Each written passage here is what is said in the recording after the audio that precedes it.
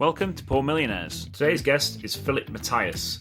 Philipp is an experienced business journalist, having spent much of his career reporting from China and Turkey. During this time, he made a very successful investment into Bitcoin, which helped him to transform his financial situation. Poor Millionaires is a show for people with investable wealth of $1 to $20 million.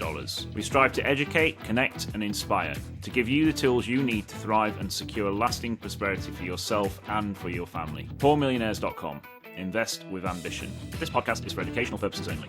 The information does not constitute financial advice or recommendation and should not be considered as such. The value of investments and any income derived from them can fall as well as rise, and you may not get back the original amount you invested. Yes, welcome to the Poor Millionaires Podcast. Hi, James. Thanks for having me. Good to have you. So, Philipp, you've had a long and distinguished career as a business journalist. You spent a lot of time in China reporting on business affairs over there. And during that time, you got very interested in Bitcoin and you became a convinced Bitcoin investor. And you were very successful with that, having got in quite early.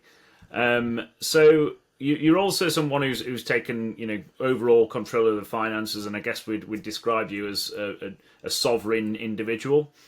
So it'd be very interesting to listen to you today. I'd like to kick off just delving into your background as a journalist and what sort of brought you into that industry, and what were your formative sort of influences during that time. Yeah, James, thank you very much for the introduction. I feel flattered to be called a sovereign individual. I mean, I think you mentioned it earlier. I've always been interested in finances and in stock investing. Actually, that started when I was a kid, but then there were periods in my life where I just didn't follow it much. And at some point, I really wanted to become a journalist. I was very curious and interested in foreign countries. And in 2011, I moved to China. I became a business journalist there.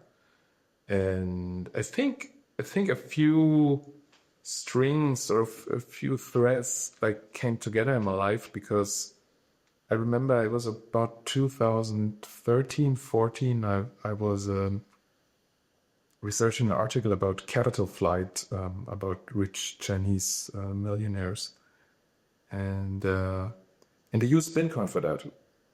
And I think Bitcoin is a very it has a lot of facets and something. You even need to really fall down the rabbit hole and really do deep research, or something has to click with you. Otherwise, you just end up saying, okay, that's weird. I don't really get it. Some internet money. I'm not interested any further. But I think that money can be censored, and that the government is able to restrict you from moving your capital. That's something we usually in the West, we don't think about it, because we never have the problem, right? When you grow up in let's say, the West, the European Union, or the US, I mean, you usually can transfer money easily, and there's not a government that censors you. At least for now, I think there are some tendencies that look, unfortunately, like this. Maybe this is coming to an end, but at least for the past, I think 3 or 4 decades, it was like that. But in China, it's different for a lot of reasons. So the rule was back then, and still is, that one individual is only allowed to transfer $50,000 a year outside China. And I remember, I think 2012, China was first time crossed the threshold of having 1 million millionaires in the country. I think now I recently checked the number, and I think now it's 12 million millionaires or something. But it was in the headlines. So first time China has crossed the 1 million millionaire threshold. And of course there were a lot of people who had different motives to move their capital outside China. I mean, one thing was just to diversify your assets, buying real estate in Singapore or Seattle or whatever, or just like sending your kids to an expensive school in the US. Or some people, I think, were just scared by the authoritarian government for good reasons, right? That the government like would try to get their money. So there are different motives to move to find a vehicle to circumvent these capital controls. And back then for me it was like, okay, that's somehow clear that you could use Bitcoin for that because it's transmissionless and no government can really control it. I mean, now there are some ways to, of course, to check the flows on the blockchain, but like back then it was like really like a safe way to, you could buy Bitcoin in China, pay with yuan, move the Bitcoin to the US and sell it for US dollars, and by doing that you circumvented the capital controls. And I think this is one reason why Bitcoin clicked for me.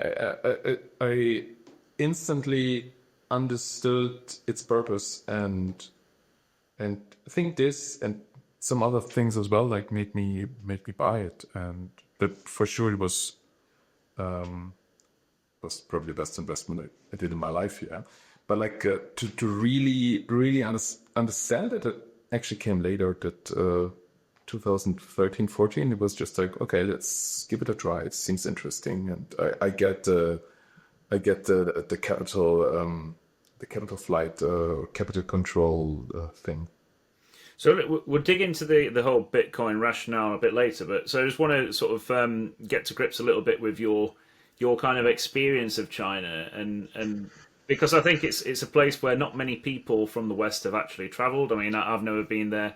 I don't know anybody really who's done extensive travelling in China, and I guess it's a bit of a mystery to some people. But we kind of see China as this, it's this big scary country. They're very powerful now. They're communist. So what is your impression of China, having lived there and kind of worked there for quite some time? First of all, so like everything you mentioned is kind of true. It's very big, it's very mysterious, and it's somehow threatening. But of course, like once you're inside China, you will discover many different other aspects as well. I think the Chinese culture is of course it's very unique. It's very old. It's very historical, and the mentality is special. But you also, besides the authoritarian government, which can be really dark, especially when you're in Beijing, you really like see it and feel it. The whole architecture makes you really feel small and little and not important. But once you travel once you travel to the south or more on the countryside, you will find like a lot of like very curious people, very hungry people in a metaphorical sense. People really want to take chances and work really hard, and also very open-minded. They're really, I think, still the case. They're still very interested in foreigners, and also very interested in making money. Like they really have despite like 70 years of communism, they really have a money-making gene almost in themselves. That's why like gambling is such a big thing in China still. So in a way, it's a really capitalist country to the core in some aspects, I would say. It also changed a lot. I mean, I have two periods where I lived in China. The first one was the longer one from 2010-11 to 2016, and I think these were like the good years, because back then there were almost no tension with the West. It was all like globalization was working very well.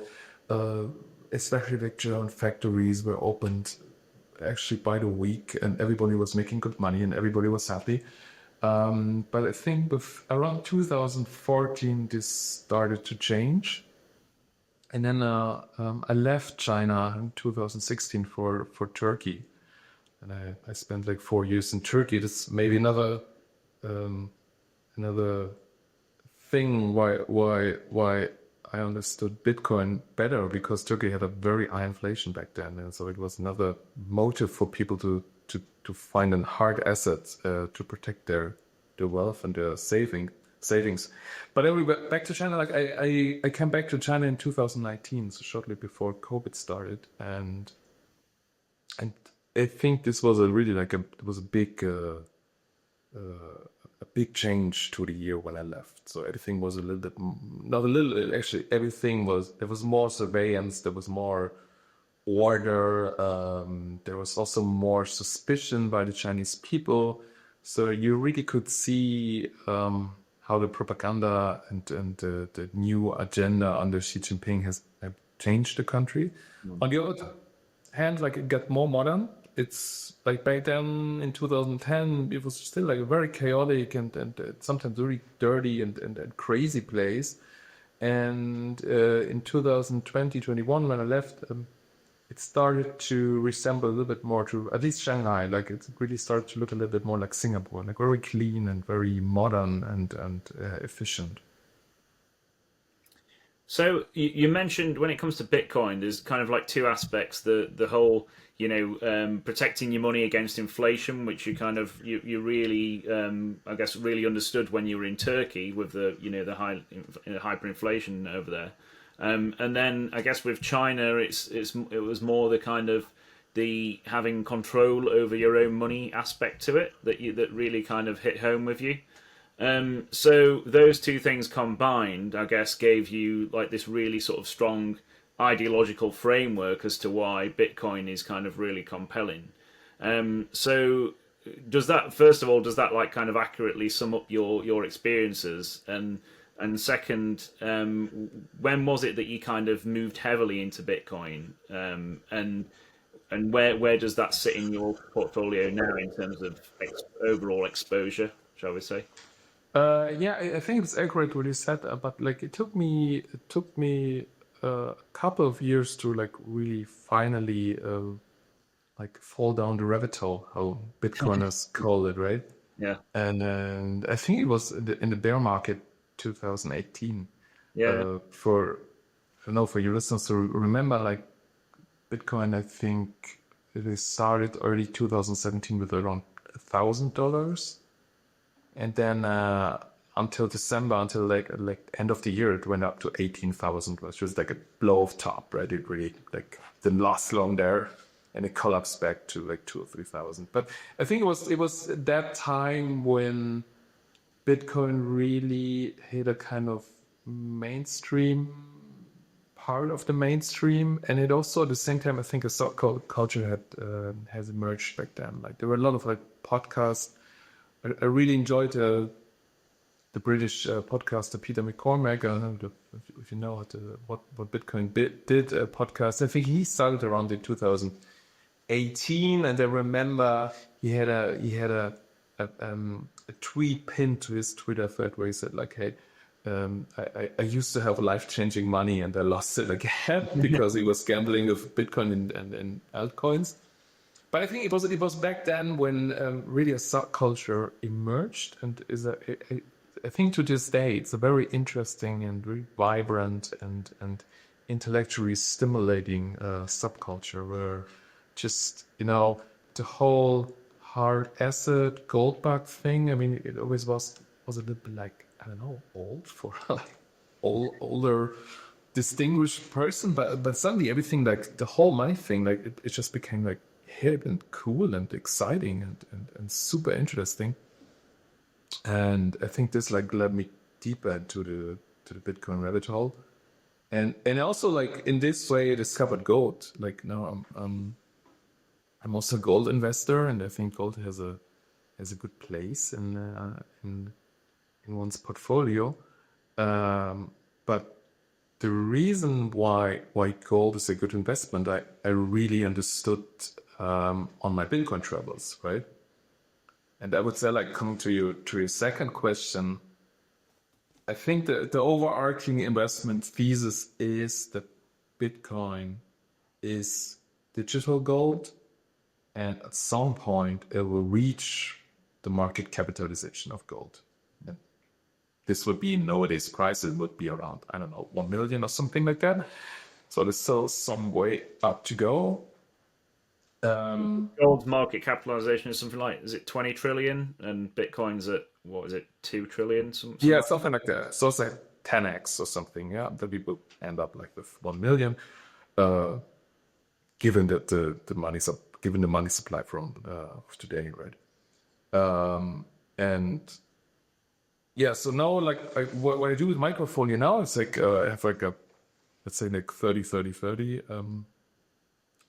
division, like it's 30% Bitcoin, 30% gold, and 30% mostly dividend stocks, and a little bit of cash to like react when the market really goes down for not really fundamental reason, right?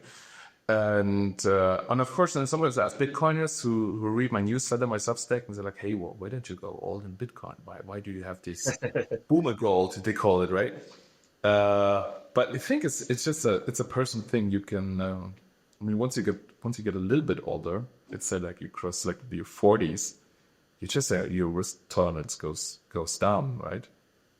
So I remember with in the Bitcoin bull run 21, 22, like I had a couple of nights where I just woke up at 4 a.m. and said, like, "Oh shit, what's going on? Should I sell? Should I buy more? Should I have to do something?" And like it just like was not healthy for my sleep. And I think the saying is just very true that when you have gold, you just have quite nights. You just sleep very well because like you just know on average it will mirror the money supply. And for now, like the money supply is growing by 8% a year. That's like pretty much the average performance of gold. And I think with Bitcoin it's more volatile. If it really will catch up to gold market cap, of course there's maybe a 10x to go or something. So I think it's just like there are two assets. Two assets like they fulfill the same process, but they have like different ways to go, I would say. I just want to explore that a little bit more, because it's interesting that you came into gold from Bitcoin, because I would imagine for most people it's the other way around. And as you kind of mentioned, a lot of these Bitcoiners, they kind of, they're really obsessive with the whole Bitcoin ideology, and a lot of them just own Bitcoin. So what's kind of your rationale for diversifying into gold? If, for instance, if you believe that Bitcoin is digital gold, so surely that's kind of like it's superior to the old gold. Yeah, I mean, just to reach the market cap of gold, like this is it's not going to happen in a straight line, right? So it goes up, goes down, goes up, goes down. So it's volatile, right? And I think you can make a good point by saying, look, Bitcoin's volatility is actually decreasing. It's gone down. I think that's what we're seeing this cycle, right? You don't have a 50% or 70% drawdown anymore, like you had, for example, 2017. You maybe still have a, I don't know, 15, 20% drawdown. Yeah, it still hurts, right? It still hurts when you have a lot of your net worth in Bitcoin, but it's okay. It's not that bad anymore. But with gold, and I'll check the gold chart and look for a 20% drawdown. I think you have to go back quite far to see that. And so I think it just depends on your risk tolerance. And I think when you're young, you're in the mid-20s, you're probably I would say like your own stock to flow, like the money you make each month is a bigger part of your net value, net worth in total. So I think it's easier to stomach a drawdown of 20-30%, right? And also you want to have more upside. When you're young, you can risk more, and at the same time you want to have more upside, and you can stomach drawdowns much better. But I think when you get older, this it gets a little bit more. It affects you. It affects your sleep. It affects your emotional well-being and everything. I think you have to diversify, and I think it's great. Like this is the same investment thesis, that the money supply is growing and the debt is growing in our world, and I think these are the two best assets to invest when you really wanna play the let's say the debasement game, right? So how would you characterize the current state of the Bitcoin market then? Because there's been a lot of developments recently. Obviously, a lot of institutions have moved into Bitcoin. You've seen these big ETFs proliferating in the US. And also you've got the legislation in the US. So like Trump brought in the Genius Act, for instance. They've kind of they've almost normalized Bitcoin now into the financial system. And also you've got these Bitcoin treasury companies springing up. So obviously MicroStrategy or Strategy is the best known one.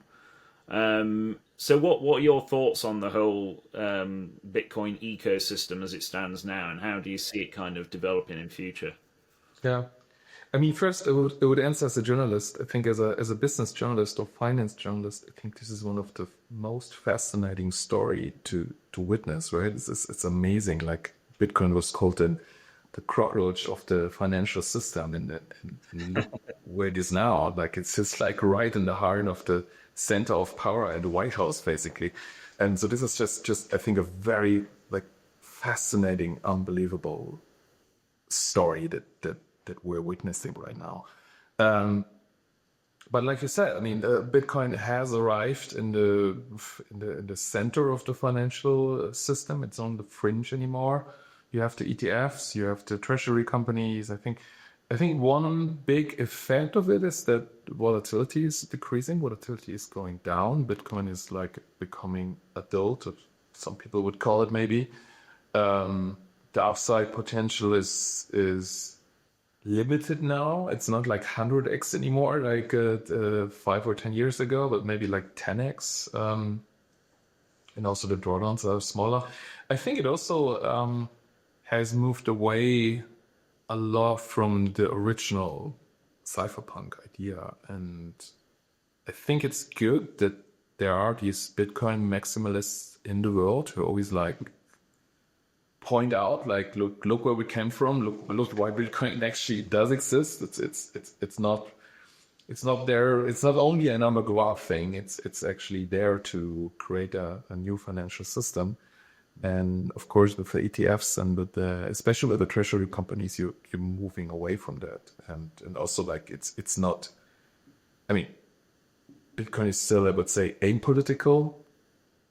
And in a way, you could argue it's anti-government because it gives a lot of power to the individual. But at the same time, it has become political. I think if Democrats win the next election, they probably would change the legislation anymore. So so Bitcoin basically is at the moment a Trump thing, and you also could say like it has moved to the nation state level. I think this will be the next big thing. That So you see it likely that states will start to acquire Bitcoin reserves? I think you can see this already. I mean, there are a lot of states that basically every state who's in Bitcoin mining is basically creating a Bitcoin reserve for themselves. At the moment, it's still like a big one, isn't it? They've kind of they've moved heavily into Bitcoin. sorry, didn't understand. El Salvador? Yeah, El Salvador and Bhutan is another one, like the tiny kingdom in the Himalaya. They also have a lot of Bitcoin, and I think this is like the next maybe the investment thesis for the next cycle, that like there will be a run of nation states to get as many Bitcoin as possible, and yeah, so it's I think it will be fascinating for a couple of years more to come. And what about the other cryptocurrencies then? Because obviously the main ones, you've got Ethereum, XRP, Solana. Do any of these interest you, or is it kind of, in your mind, is it kind of like a winner takes all sort of situation in crypto, where eventually one of them will kind of win out? It's not that I mean, a lot of like Bitcoiners call them just shit coins. there's the coding projects of Bitcoin, and I think they're right in a way that they none of these projects has achieved this kind of decentralization that Bitcoin has. They don't have a track record of proving so stable and resilient. But I don't want to put them into competition with Bitcoin. I see them more as like startups or financial innovations of I don't know, making some transactions and derivative trading easier, stuff like that. So I think they have at least some of them are an interesting project, but I just would not compare them to Bitcoin. Right. So you not become involved in any of these other I do sometimes trade them and invest in them, but it's more it's like, I don't know, like it's more like a bit of gambling or trading or speculation, something. yeah? Yeah. So what about assets outside of the crypto space then? And you mentioned that you've got a 30-30-30 approach where you've got equal amounts in gold, Bitcoin, and dividend stocks. So how do you approach the equity side of things then? Pretty conservative, to be honest. I just invest a lot in ETFs. I think half of my stock portfolio probably really really boring conservative ETFs. I like also dividend stocks, dividend aristocrats, and then I really love reading Sven's undervalued shares newsletter. It's a great way of discovering special stocks, and it's also fun to discover companies, and it's intellectually stimulating to do that, and sometimes you find some nuggets. I don't know, companies that no one is really interested to, but suddenly they pay a dividend of 20% or whatever, and some of them are just very good and interesting companies. So it's, for me, it's more like a intellectually stimulating hobby or something, and like that. To be honest, I don't have a very systematic or sophisticated approach when it comes to buying stocks. So would you say kind of like it's kind of like a hobby for you rather than a full-time sort of job at the moment, managing and looking after your investment portfolio?